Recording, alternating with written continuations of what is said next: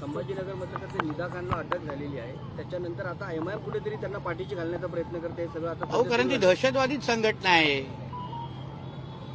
Bin Laden आणि ओएसी मध्ये काहीच फरक नाही.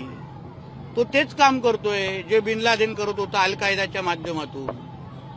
एक तरी एमआयएमच्या निवडून आलेला कार्यकर्ता किंवा नगरसेवक कोण लोकप्रतिनिधी. आता काही महिना आठवड्या अगोदर तो इम्तियाज जलील काय बोललेला की आम्हाला महाराष्ट्र हिरवा करायचा आहे. असा कुठला राजकीय पक्ष आहे जो अशा पद्धतीची भाषा वापरतो.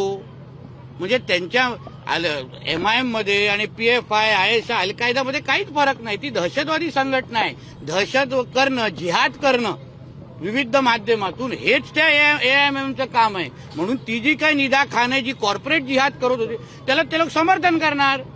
म्हणून त्यांचे कॉर्पोरेटर त्यांचे पार्षद त्यांना समर्थन करताय, नगरसेवक त्यांना समर्थन करताय.